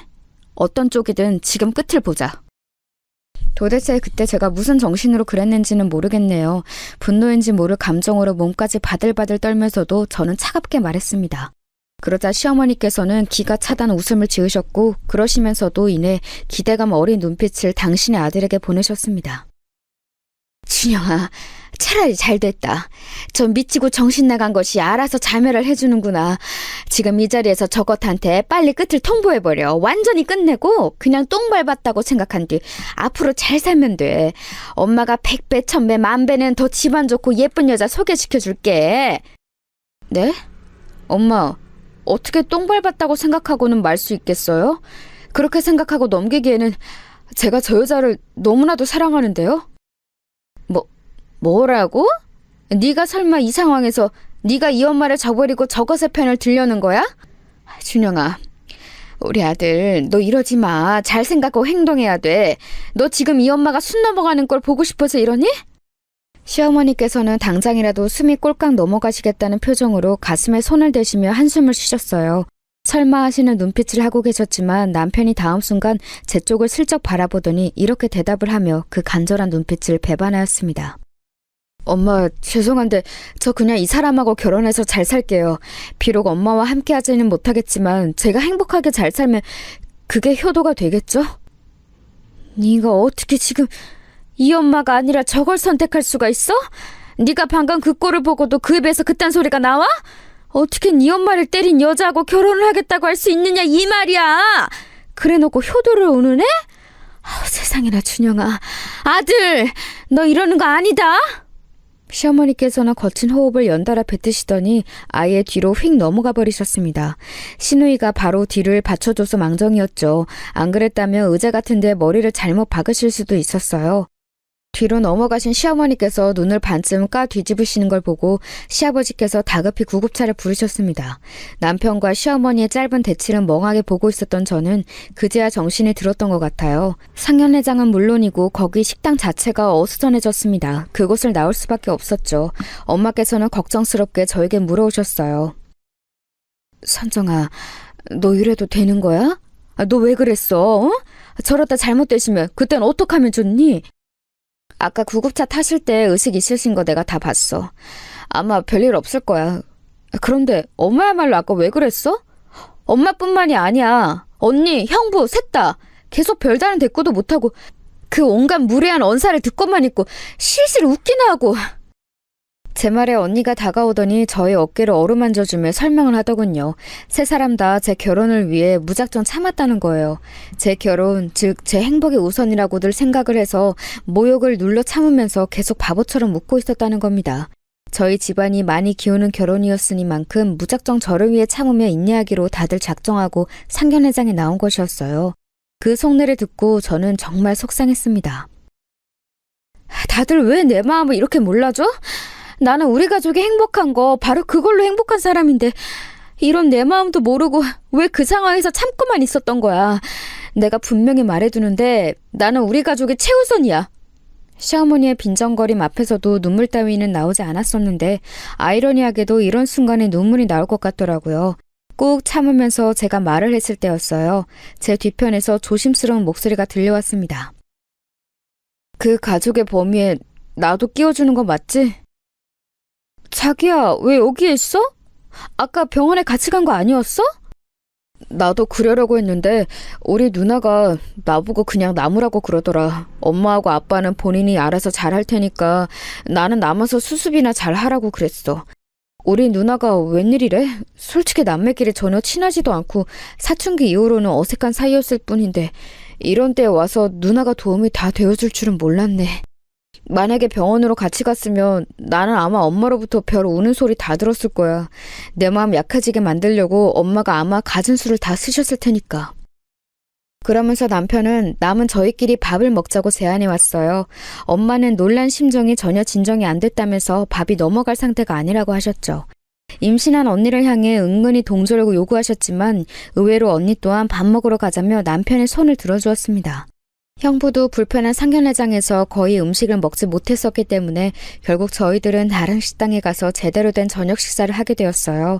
잘 먹는 저희 네 사람을 보면서 엄마께서는 고개를 가로저으셨는데 입가에는 미소를 조금 거신 걸 제가 본 뒤였네요.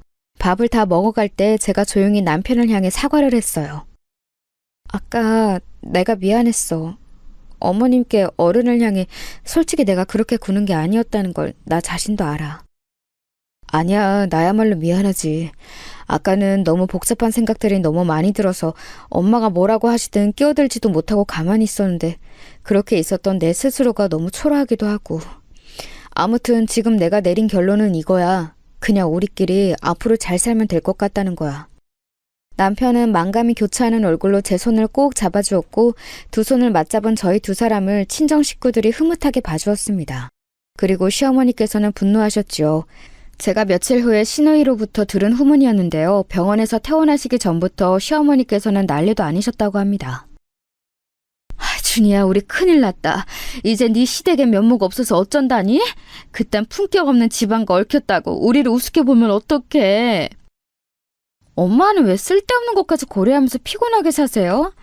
하여간 상견례장에서는 엄마가 잘못하셨어요. 먼저 선을 넘으셨기 때문에 품격이니 뭐니 그런 거 입에 올리실 자격이 없다고 생각해요. 내가 먼저 선을 넘든 말든 그 미친 것이 어른한테 어쩜 그렇게 손을 날릴 수가 있어? 너는 그게 제정신이라고 생각해? 엄마, 만약에 내일 당장 사고를 당해서 엄마의 두 발목이 사라졌다고 쳐요. 누가 내 앞에서 휠체어 신세가 된 엄마를 모욕한다면 그걸 제가 참기를 엄마는 바라시는 거예요? 도저히 자식된 도리로 참을 수가 없는 그런 모욕을 제가 참고 넘기길 바라시는 거냐고요. 반박을 하시려고 했던 시어머니께서는 이내 입을 꾹 다무셨다고 해요. 역지사지를 해보니까 제가 당한 입장이 어떤 것이었는지 조금은 체감이 되신 모양이에요. 이 일화를 시누이에게서 전해 듣고 많은 생각이 들었지만 우선은 시누이에게 고맙더라고요. 어쨌든 자기 엄마가 예비 올케에게 뺨을 맞았음에도 제 편을 들어준 셈이었으니까요. 그리고 시누이에게 이 일화를 듣기 바로 하루 전에는 시아버지께서 연락을 주셨습니다. 저희 엄마를 잠깐 뵙고 싶다고 찾아오겠다는 뜻을 밝히셨던 건데요. 왠지 불편한 마음이 들어서 엄마는 거절을 하려고 하셨지만 시아버지께서 염치 없이 댁에 머무르지는 않을 거고 잠시 얼굴만 뵙고 가겠다고 그렇게까지 말씀을 하시니 수락을 하셨던 것이지요. 시아버지께서는 웬 망고 한 박스를 사오셨어요. 이제 우리나라에서도 망고가 쉽게 보이려나 봅니다. 백화점에 가면 요새 자주 팔고 있네요. 혹시 당 관리 따로 하시는 게 아니라면 맛있게 잡수세요. 아휴, 망고는 냉동으로만 몇 번 먹어본 게 다인데 이렇게 먹음직스러운 생과일 망고를 너무 귀한 걸 주셔서 감사합니다. 잘 먹을게요. 제가 감사 인사를 받을 처지가 못 되는 것 같습니다. 저희 집사람의 물에 부디 어긋난 모종이라 여겨주세요. 그날 너무나도 신뢰가 많았습니다. 부족하나마나 제가 대신 사과드리겠습니다. 현관에 서신 시아버지께서는 그대로 허리를 깊숙이 숙여 저희 엄마께 인사를 하셨습니다. 엄마께서는 놀라신 눈치로 계속 손사래를 치시며 괜찮다고 그러실 것 없다고 그런 말씀을 하셨죠. 그러나 시아버지께서 가시고 나서 엄마께서는 저에게 당신의 본심을 밝히시며 눈시울을 붉히셨어요. 괜찮다고 말은 그렇게 했지만 사과를 받으니까 좋긴 하네. 저는 그때 새로운 다짐을 했던 것 같아요. 저희 엄마께서 앞으로는 당당하게 상대가 누구든 사과를 받으실 만한 상황이라면 망설이시지 않고 사과를 요구하실 수 있도록 제가 그렇게 만들어드리고 싶다는 바람이 들었지요. 열심히 사는 것에 그치지 않고 성공해서 살아야겠다는 결심이 섰어요. 몇 주 후 저는 남편과 결혼식을 올렸습니다. 혼주석에 각각 저희 엄마 그리고 시아버지만 자리했습니다. 신랑 입장의 순간이었는데요. 남편이 저희 엄마의 휠체어를 끌면서 입장하였어요. 올해와 같은 하객들의 박수가 터져나왔습니다. 아직 입장 전이었던 저는 그 소리를 듣고 감동을 받아 눈물이 나올 것 같아서 참느라 혼났죠. 결혼식은 정신없이 지나가 버렸는데 정말 꿈만 같은 시간이었던 것 같아요. 시누이가 웃으면서 전해준 말이 있었는데 꽤 인상 깊었네요. 우리 그이가 결혼식 보더니 뭐라고 하는 줄 알아? 마치 영화 속에서 본 장면 같아서 너무 멋졌대. 이런 건 할리우드 영화에서 볼 수 있는 거 아니었냐면서 신랑이 장모님의 휠체어를 밀며 입장하는 이런 결혼식처럼 멋진 건 없을 거라고 하더라. 저는 그때까지 시누이의 남편, 즉 제 시매부와 접점 하나 없었어요. 시매부가 워낙 자기 처가에 관여하지 않고 지내는 사람이었으니까요. 그런데 제 결혼 이후로 뭔가 변화가 일어날 줄은 몰랐습니다. 제 덕분에 자기가 시댁에서 할 이야기가 생긴 것 같다고 시누이가 그러더라고요. 너무 잘 사는 집안 사람들은 관점이 좀 독특한가 봐요. 그 집에서 보기에 저희 집안이 재미있어 보였나 봅니다. 시누이한테 그 집안 사람들이 저에 대해 이것저것 물어보면서 저랑 남편의 연애 이야기도 궁금해했다네요. 아무래도 시매부가 자기 가족들에게 인상 깊은 결혼식에 대해서 많이 떠들어댔던 것의 여파였겠죠. 사실 나는 계속 시댁에서 겉도는 느낌이었어. 뭘 해도 재미가 없었고 의무적으로 어울리는 기분이 들었거든. 그들 눈에 내가 혹시 동떨어진 존재로 보이지는 않을까 싶어서 나 혼자 지레짐작으로 심적인 거리를 뒀지. 근데 올케 결혼 이후로 말이야. 한번 대화에 물꼬가 트이기 시작하니까 이상하게 내 시댁 식구들이 별로 안 어렵게 생각이 되더라.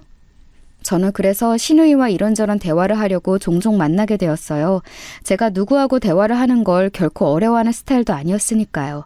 저하고 만나서 대화를 나눌수록 신우이는 말주변이 늘어났고 자기 시댁 식구들과 나눌 대화 주제도 잘 찾기 시작했어요. 그러면서 신우이는 점차 자기 남편인 제 심해부하고도 이전보다 다르게 지내게 됐답니다. 활동적이 되면서 신우이가 자신감도 생겼고 심해부한테 할 말 다 하면서 살게 되었어요. 이 시작이 제 결혼이었다는 게 저는 지금 곱씹어봐도 신기할 따름이에요. 저희 언니는 무사히 출산을 했는데요. 육아 문제로 고민할 때 육아 선배인 신우이가 여러 도움을 주기도 했어요. 그리고 형부가 워낙 자기 처가에 잘하는 사람이잖아요. 제 남편이 결혼하고 나서 그걸 보며 배웠습니다. 형부가 그때 저희 엄마께 주기로 따지면 거의 일주일에 그때 한두 번 전화를 드리고 있었는데요. 남편이 그럼 자기는 최소한 두세 번은 전화를 드려야겠다면서 의욕을 보였지요. 제가 그럴 필요까지는 없다고 만류했네요. 남편이 저희 엄마께 잘하려고 드니까 저도 은근히 그게 신경이 쓰여서 시아버지께 더욱 싹싹하게 잘 해드렸습니다. 모두가 행복한 변화를 맞이하며 진정한 가족이 되어가고 있을 때 소외되신 한 분이 계셨지요. 네, 바로 제 시어머니셨습니다. 나는 절대로 굴하지 않아. 나는 나만의 길을 갈 거야. 감히 내가 끝까지 허락을 하지 않았다고 해서 나를 정말로 결혼식에 빼버려? 이런 결혼이 어디 끝까지 평탄하게 잘 갈 수 있을 것 같아? 지금이야 다들 그 정신 나간 것한테 이상하게 홀려서 그러고들 있지만 시간만 좀 지나봐라. 다들 땅을 치고 후회하면서 내 판단이 맞았다고 할 테니까. 시어머니께서는 처음에 굉장히 의기양양해 하셨어요. 시아버지께서는 굳이 댁으로 제가 방문 안 해도 된다고 하셨었지만 그래도 모든 상황에 안 그럴 수는 없어서 제가 시댁을 방문했을 때면 시어머니는 마주치기도 했는데요. 아주 저 보란듯이 시어머니께서는 어깨에 힘을 주고 콧방귀를 끼셨습니다. 저는 별다른 대꾸도 안 하고 그냥 고개만 꾸벅 인사드리는 게 전부였죠. 그런 저를 보며 시어머니께서는 조금만 지나봐라 어디 두고 보자는 식으로 자신만만해 하셨지만 오히려 시간이 갈수록 힘을 잃는 쪽은 시어머니셨습니다. 그토록 귀하게 여기셨던 당신의 사돈 때, 그러니까 신우이의 시댁이 저에게 호의적인 것부터가 시어머니께서는 큰 타격이었고요. 신우이 부부가 저희 부부와 함께 부산 여행을 주말에 다녀왔다는 걸 아셨을 때는 거의 거품을 무셨다고 나중에 신우이로부터 전해 들었네요. 그리고 제가 결혼 후에 좀 승승장구만 했어요. 직장을 다니면서도 저는 그것에 만족하지 못하고 일주일에 2번 평일 저녁에 퇴근하고 컴퓨터 디자인 배우는 학원에 다녔고 주말 이른 아침마다 카페 오픈 아르바이트 일을 했습니다. 그러면서도 결혼 생활에 충실하기 위해 남편하고 둘이 있을 때는 다른 생각 안 하고 온전히 둘이 재미있게 시간을 보냈어요. 저는 디자인 공부를 한 뒤로 작은 일감을 받아 조금씩 그 경력을 쌓아나갔고요. 이렇게 여러 가지 일을 동시에 하면서 공부까지 한 제 경험담을 담아서 인터넷으로 발간하는 제 자서전을 냈어요. 그런데 이게 소위 대박을 터뜨렸습니다. 저는 스스로 기념하기 위해서 책을 낸 것이나 다름없었는데 그게 엄청 반응이 좋았던 거예요. 그러자 인터넷 강의를 제공하는 어느 업체에서 저에게 연락을 주었고 저에게 혹시 인터넷 강의를 개설해보지 않겠냐며 제안을 해왔습니다. 망설여졌지만 저는 결혼 전에 엄마를 보며 반드시 성공하겠다는 의욕을 다진 바 있었기에 그 마음을 되새기며 그 제안을 받아들였어요. 믿져야 본전이라 생각하며 직장 다니고 디자인 외주 일을 처리하는 와중에도 강의를 준비했는데 생각보다 더 잘 됐습니다. 어느 정도 이쪽 방면에서 인지도를 가지게 되자 그 이후로는 계속 더 큰 일로 연결이 되었어요. 계속 기회가 쏟아졌죠. 나는 요새 어디를 가든 빨리 며느리 자랑하고 싶어서 아주 입이 근질근질해. 우리 준영이가 결혼을 어쩜 이렇게 잘했는지. 제가 아주 운이 좋았죠. 아내 받들어 모시고 사는 남편 역할을 열심히 하려고 제가 매일매일 노력 중이에요. 간만에 남편하고 시댁에 들렀을 때 저 듣기 민망한 내용의 부자간의 대화가 화기애애하게 이어졌는데 외출하고 안 계셨던 시어머니께서 어느새 댁에 돌아오셔서는 그 이야기를 듣고 계셨어요.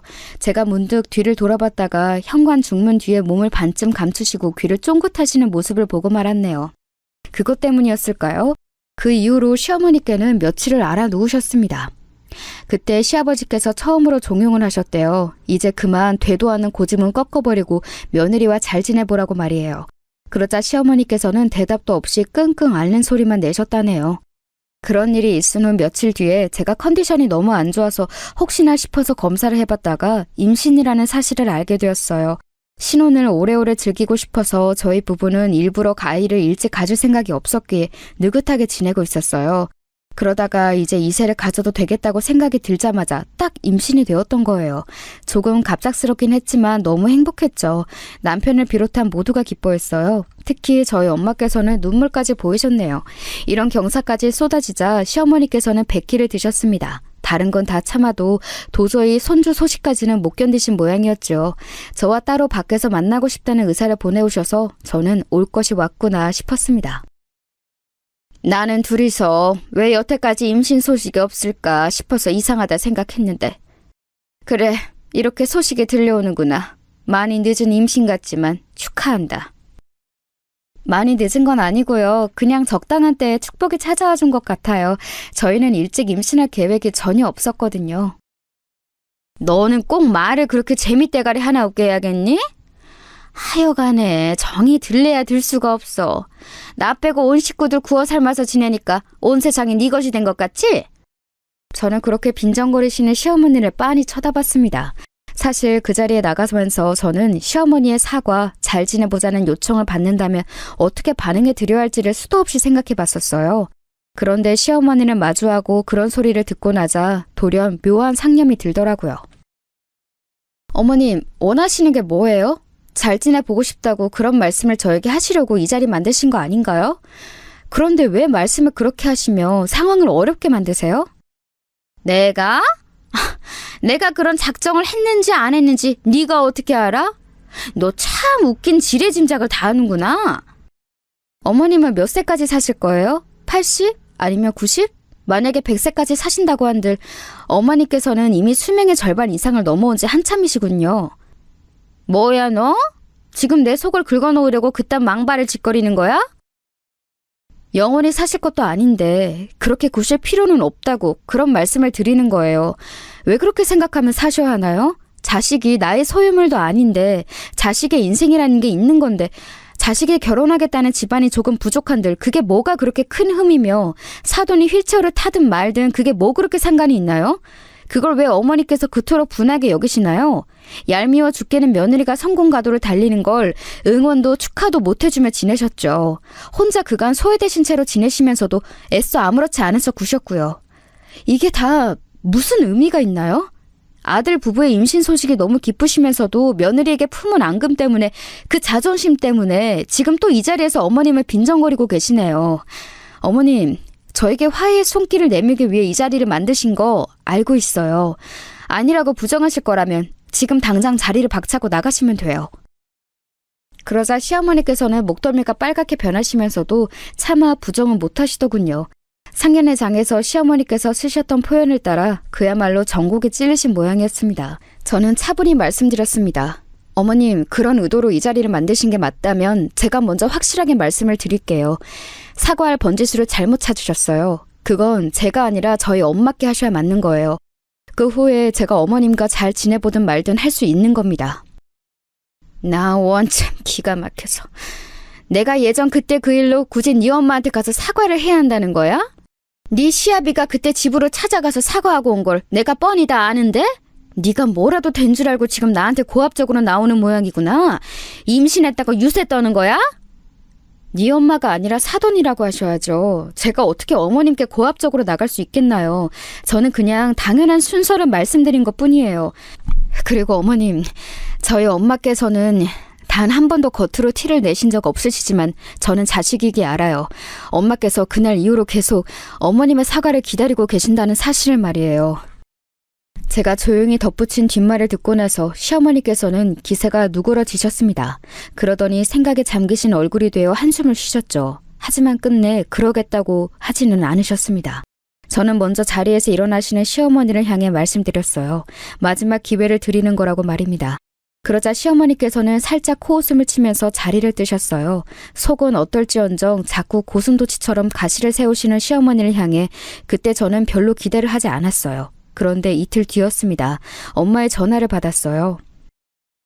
문자를 한참 전에 보냈는데 지금까지도 답장이 없길래 계속 기다리다가 전화를 걸었어. 혹시 일하느라 바쁜 건 아니지? 아, 그랬어요? 밀린 업무가 있어서 그거 보느라 시간 가는 줄 몰랐네. 근데 엄마 무슨 일이길래 그래요? 혹시 급한 일이라도 있으셔? 목소리가 들뜨신 것 같은데? 좋은 소식 있으신 거지? 나 이런 거 눈치 백단이야. 아휴, 너는 뭐 그런 걸 눈치로 읽고 그래. 그게 다름이 아니라 사부인께서 오늘 아침에 찾아오셨어.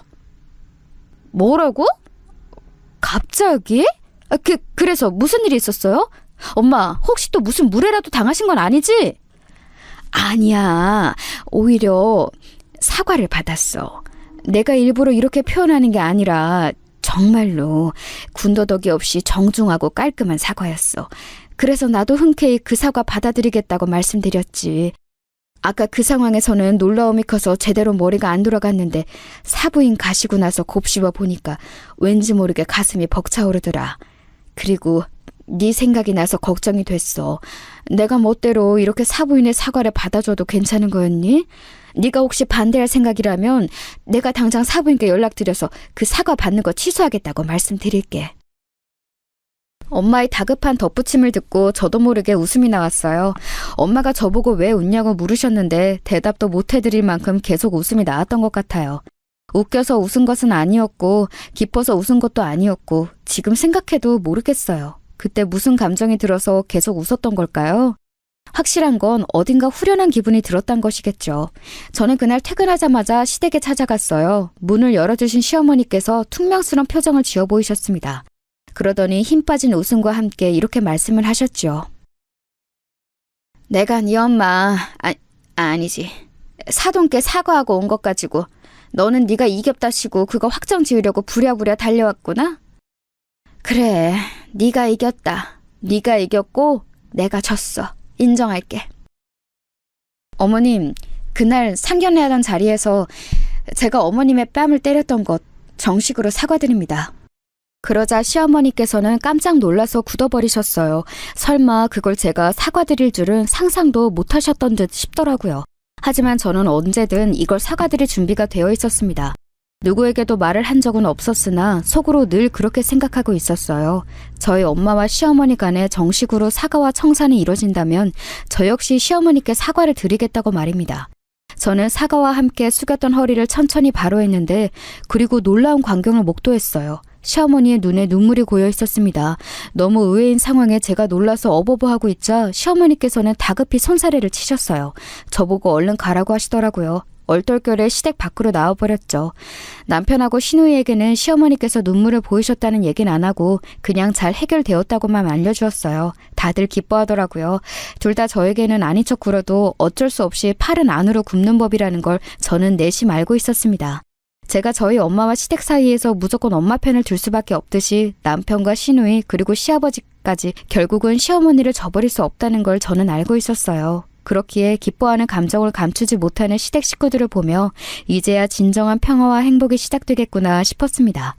그 일 이후로 제가 당장 시어머니와 친해졌다든가 뭐 그런 드라마 같은 변화가 일어난 건 아니었어요. 여전히 대면대면했죠. 하지만 그 이전과는 확실히 달라져 있었어요. 점차 관계가 나아졌죠. 제가 시어머니의 옛날 이야기를 접하게 된 것은 아이를 낳고 나서도 1년이 더 지나 돌잔치를 열 때였답니다. 시어머니의 먼 친척 언니 되시는 분이 원래 외국에 거주하시는데 한국에 며칠 머무는 일정으로 들어오셨을 때 마침 아이 돌잔치가 열리게 되자 참석하시게 되었거든요. 아이가 무척 예쁘다고 덕담을 저에게 건네시면서 그분이 이런 말씀을 해주셨어요. 유전이라는 게 참 신기하네.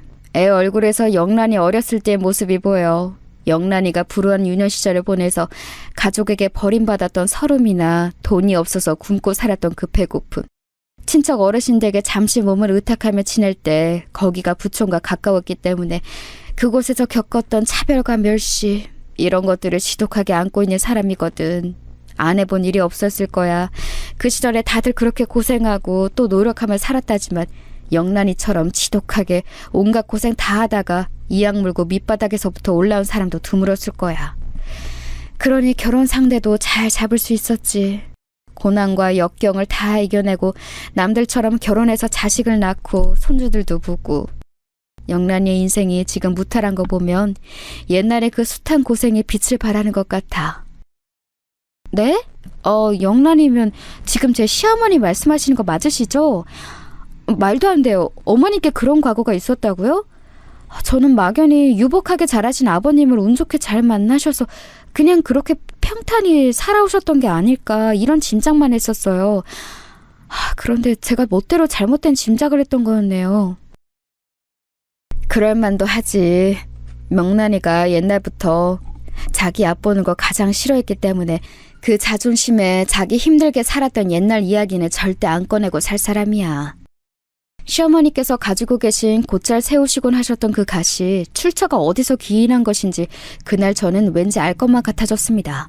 하지만 그런 티를 굳이 내지는 않았어요. 시어머니께서는 당신의 그런 부분을 누가 알아준다고 해서 절대 겉으로 반가워하실 분이 아니라는 걸 저는 이제 분명하게 알고 있었으니까요. 다만 그 이후로 시어머니라는 한 사람을 제가 인간적으로 이해해보려고 제 나름의 노력을 하게 되었던 것 같아요. 그러자 점차 놀라운 변화가 일어나더군요. 제가 그런 마음을 먹고 나자 시어머니께서도 점차 저에게 나긋나긋한 언사를 보이기 시작하셨어요. 원래는 어떤 말씀이든 무조건 틱틱거리며 하시기 일쑤였는데 시간이 갈수록 그런 모습을 찾아보기가 힘들어졌죠.